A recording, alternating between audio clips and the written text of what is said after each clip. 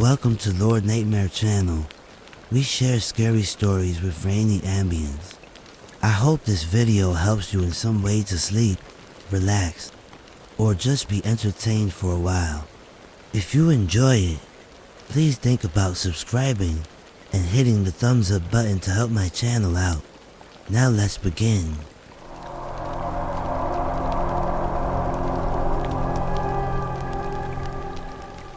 It happened about 6 years ago, but I still think about it sometimes. I can't forget the way it made me feel, the cold chill that ran down my spine, the creeping sense of dread.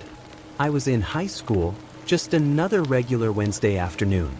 Our last class of the day had started, and the sun was already getting lower, casting long shadows across the classroom walls.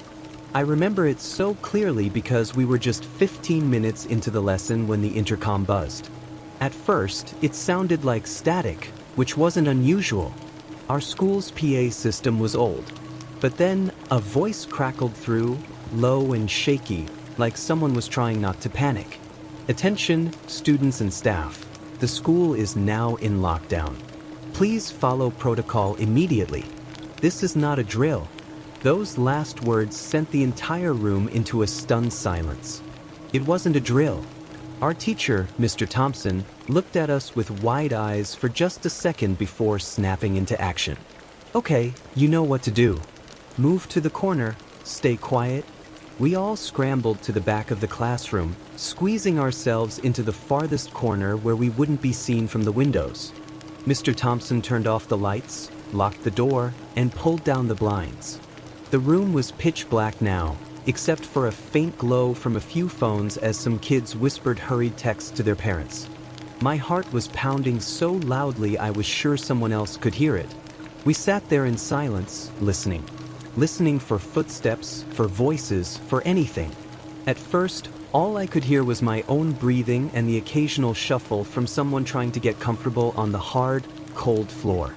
But then, a sound. It came from the hallway. At first, I thought I imagined it, just a faint creak like someone had stepped on a loose floorboard. Then it happened again. Slow, deliberate footsteps. They were coming closer.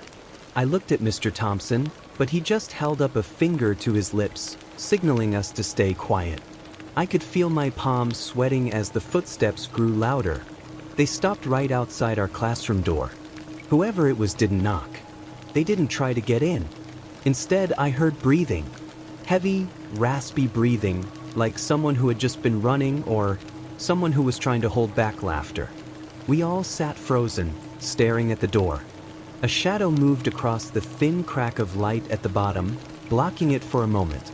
I remember feeling this horrible sense of dread, like whoever was out there knew we were inside. That they were listening to us, waiting for one of us to make a sound.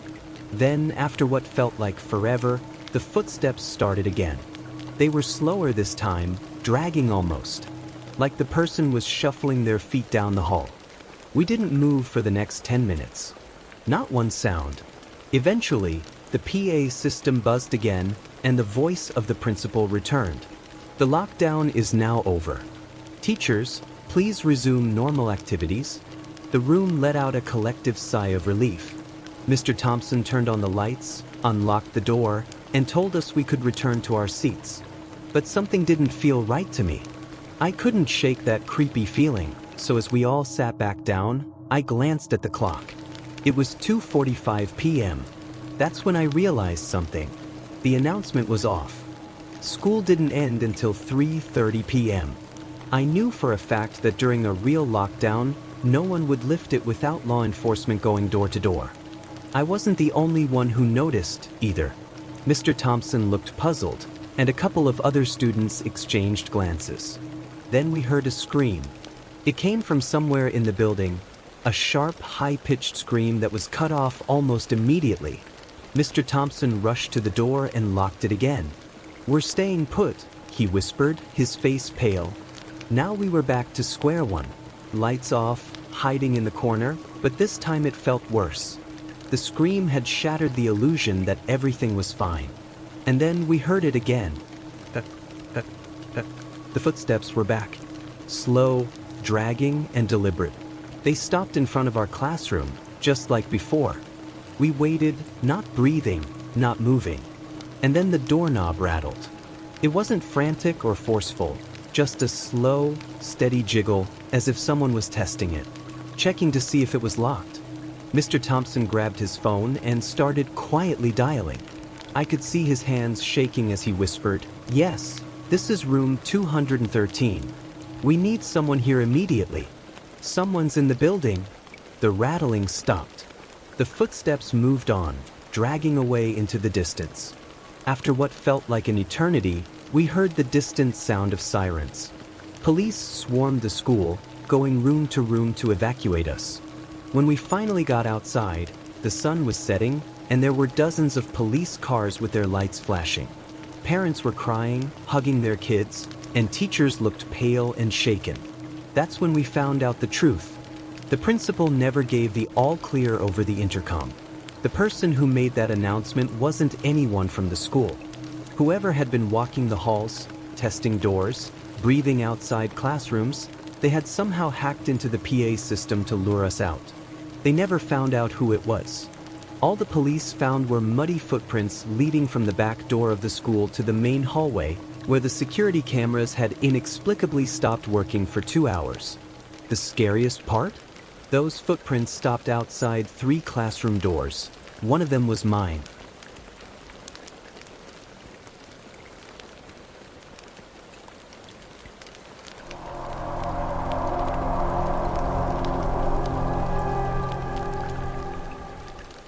This happened to me when I was in middle school.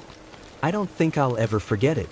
Even now, years later, I still get chills when I think about that day. It started off just like any other afternoon. It was a Friday, and my science class was working on a group project. I sat with 3 other kids near the window. The sun was pouring in, and we were more focused on counting down the minutes until the weekend than on the project in front of us. Then, the loudspeaker crackled to life. "Attention all teachers and students. We are now entering lockdown. This is not a drill. Please follow procedure immediately." Everyone froze. At first, I thought it might actually be a drill, but our teacher's face said otherwise. Mrs. Keller turned pale and quickly started ushering us to the corner of the room. "Come on. Move quickly and stay quiet," she said. We all got up, dragging our chairs to the farthest corner of the classroom. Mrs. Keller turned off the lights, locked the door, and pulled the blinds down, except for the one window on our side of the room. The string was broken, so the blinds were stuck halfway down. I sat on the cold tile floor, my back pressed against the wall, and my heart was pounding. You could feel the tension in the room. No one spoke, no one even coughed. For a while, it was dead silent.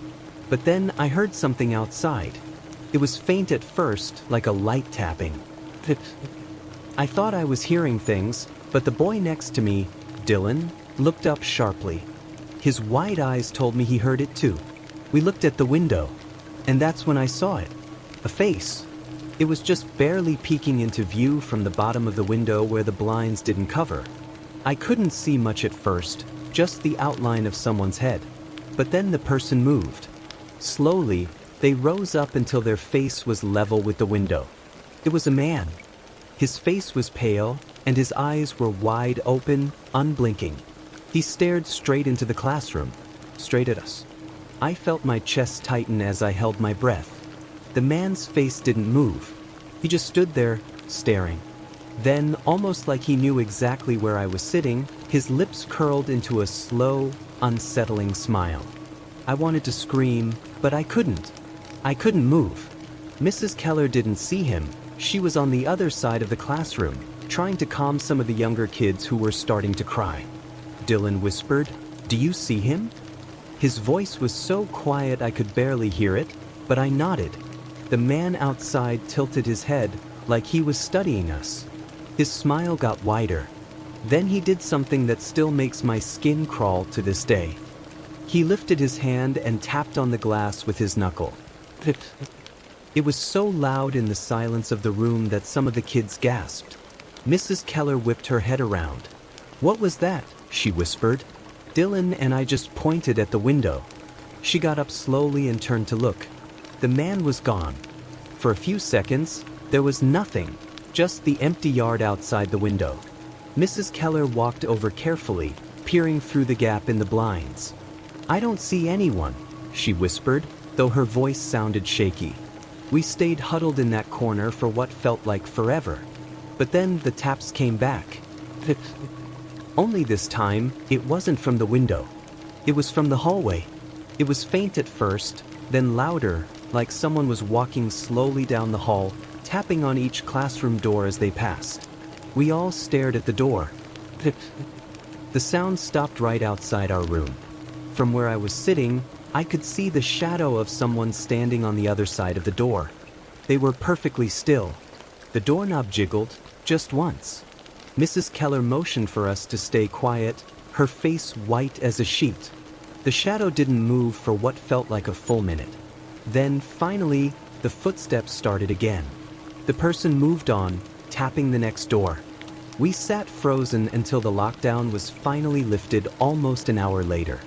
When the police arrived, they searched the entire building and the surrounding area, but they didn't find anyone. No one knew how the man got onto school property. There were no security cameras pointing at that side of the building, and all the exits were supposed to have been locked. But the weirdest part? One of the officers found muddy footprints outside the window where we'd seen the man's face. The footprints led up to the glass, and then just stopped. There were no tracks leading away.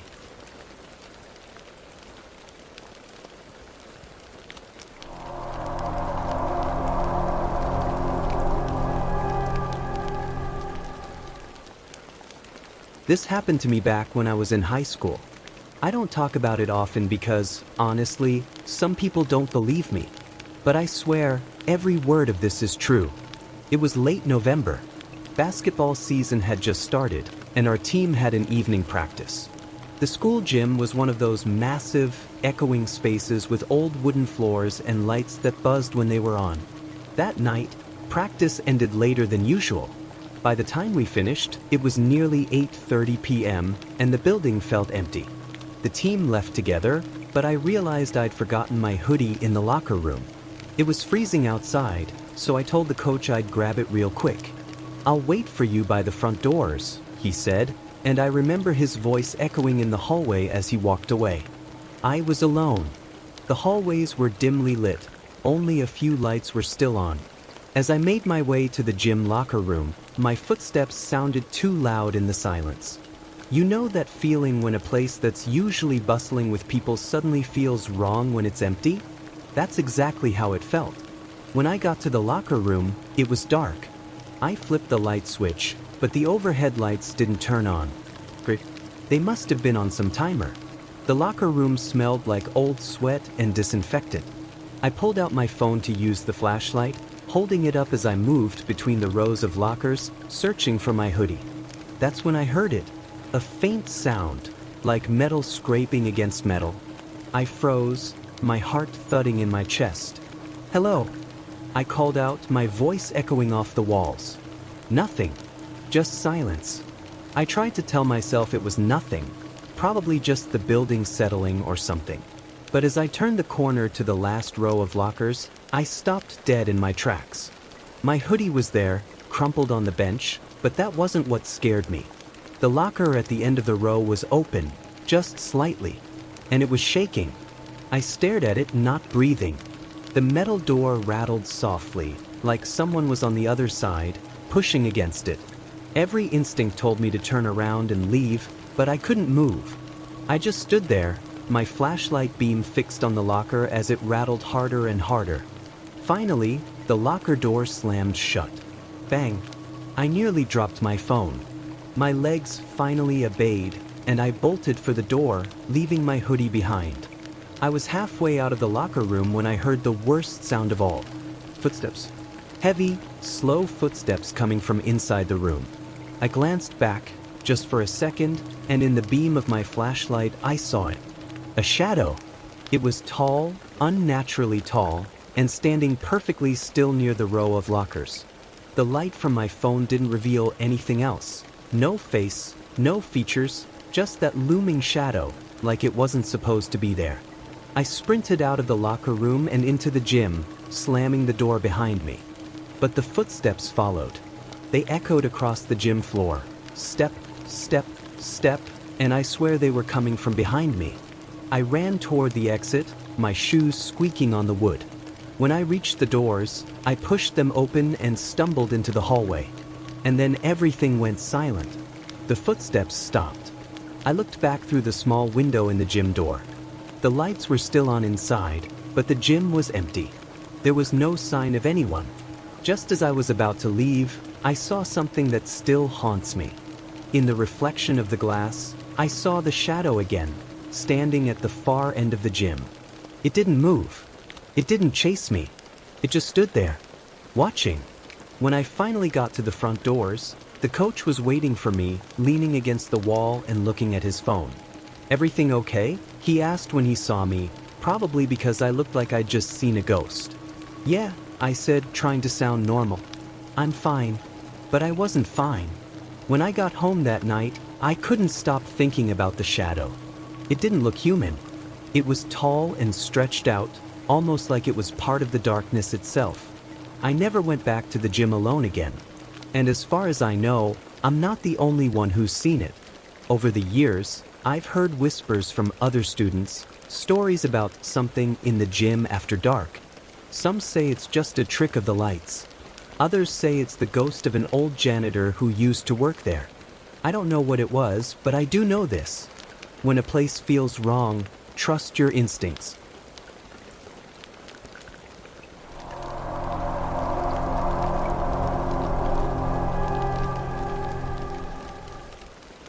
This happened to me during my sophomore year of high school, and to this day, I still have no explanation for it. I didn't believe in the paranormal or anything like that, at least not until this night. It was late October, a couple of days before Halloween. That afternoon, the school had scheduled parent-teacher conferences, so all the students were let out early. I was in the debate club, though, and we had a big competition coming up, so our coach asked us to stay late for extra practice. There were 6 of us, and by 6 p.m., we were the only people left in the school. It felt weird being there after dark. The building was dead silent, and the long hallways felt endless under the dim fluorescent lights. At around 6:30, we decided to take a break. Our coach had to step out to take a phone call, leaving the 6 of us sitting alone in an empty classroom. That's when we heard it. A loud, metallic bang echoed down the hallway. We all froze. Probably the janitor, someone mumbled. But I knew something was off. It didn't sound like someone dropping something, it sounded deliberate. Like someone had slammed a locker shut. We tried to brush it off and kept talking, but then we heard it again. Bang. Closer this time. The room went silent. We stared at each other, wide-eyed. "Maybe we should check it out," one of the guys whispered. I shook my head. No way, we should just stay here. But curiosity got the better of us. Against my better judgment, we decided to look. We left the classroom, stepping cautiously into the hallway. It was empty, just a long stretch of lockers and dim lights flickering above us. The school felt wrong somehow, like we weren't supposed to be there. Then we saw it. At the far end of the hallway, near the exit doors, a single locker was hanging open. The door swung slightly, creaking as it moved. "Who left that open?" one of the girls whispered. No one answered. We started walking toward it, every step echoing off the walls. When we were about halfway there, the locker suddenly slammed shut. Bang! We stopped dead in our tracks. "Hello?" someone called out. No answer. Just silence. Then we heard something else. A sound that still gives me chills to this day. From behind us, back near the classroom, we heard footsteps. Slow, heavy, deliberate. We all turned around at once, but the hallway behind us was empty. "Did you hear that?" someone whispered. I nodded, my heart racing. The footsteps started again, but this time, they were coming closer. Step, step, step. We couldn't see anyone, but it sounded like someone was walking right toward us. "Run," I said under my breath. We bolted back toward the classroom, slamming the door shut behind us. We locked it and backed away, panting. For a moment, everything was silent again, except for our breathing. Knock, knock, knock. We froze. Someone, or something, was knocking on the door. The knocks were slow and steady, like they were mocking us. Knock, knock, knock. Coach? Someone whispered hopefully.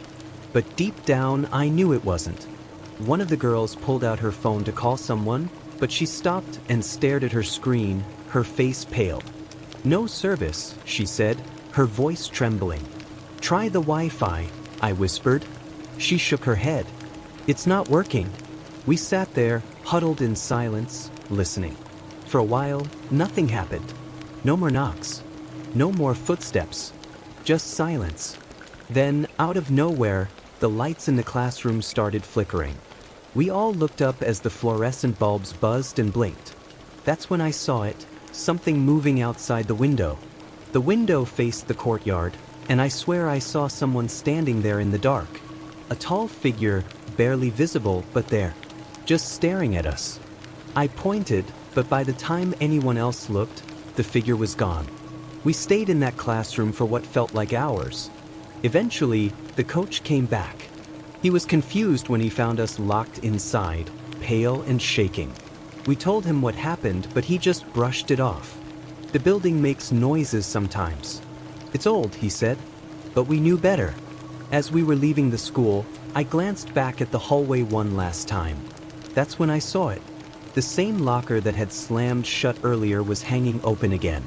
And standing just a few feet away was a dark figure, tall, unmoving, and staring straight at me. I blinked and it was gone.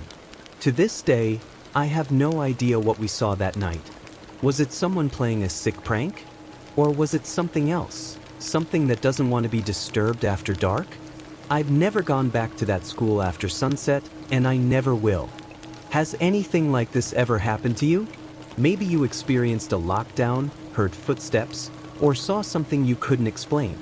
Share your story in the comments below. I want to hear it, and maybe I'll even feature your story in a future video. And if you're brave enough, share this video with your friends, see if they dare stay in a school after dark.